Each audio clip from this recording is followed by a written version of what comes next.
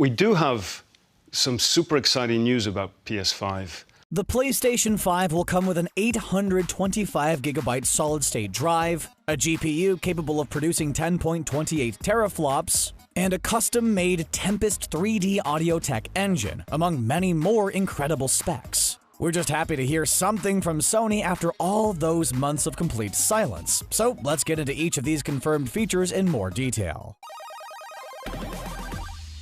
So, we all knew the PS5 was going to come with an SSD, but we didn't really know how much storage it would have and all of the other specs like read speed and seek time. There was a lot of tech mumbo-jumbo during the event, but essentially all you have to know is that the PS5's SSD is going to be blazing fast. Not only is it going to have 825 gigs of storage, which is right in between the sizes the many rumors presented, but it'll also reduce load times to less than a second. In fact, the SSD could load 5.5 gigabytes of data a second, which blows the PS4's 1 gigabyte a second time out of the water. The PS5's SSD is going to be 100 times faster than the PS4's hard drive, which sounds about right considering everything we heard throughout the presentation. But having a super fast solid-state drive comes with even more benefits than hyper-quick load times. It also means faster patch downloads, so we don't have to wait an extra hour for the file to copy after it's been downloaded. The PS5 will also come with an expansion bay for an internal SSD to increase storage.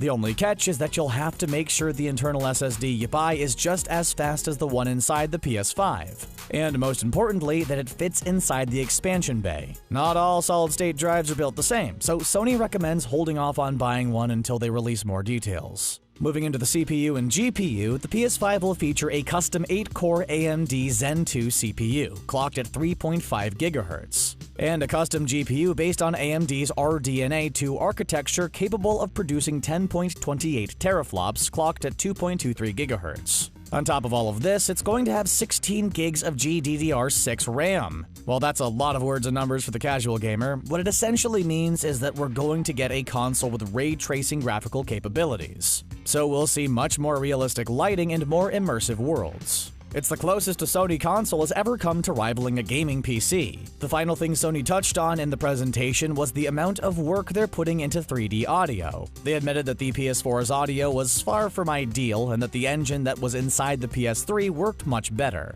So they tried to make one more similar to the PS3 and the PS5. Sony could have gone with Dolby Atmos, but decided to make their own 3D audio engine called Tempest 3D AUDIOTECH, so they could focus on creating excellent audio for all the different setups players use, including TV speakers, headphones, a soundbar, surround sound, and more. 3D audio is mainly going to help players with immersion and locality. There'll be 5 different tuning options available with the console on launch. Picking the best one for your own unique hearing situation will make it easier to track down exactly where sound is coming from, instead of just knowing its general direction. In fact, the sound is supposedly going to be so realistic that you may think it's actually coming from the real world. While we were excited to finally hear from Sony, we really wanted to see the design of the PS5. In the meantime, we'll just keep on waiting for even more PlayStation 5 news. We just can't wait to play open-world games with instant fast travel times. What features are you the most excited for? Was there anything we might have missed? Let us know in the comments section down below, and don't forget to subscribe to The Gamer for more gaming videos. Thanks for watching.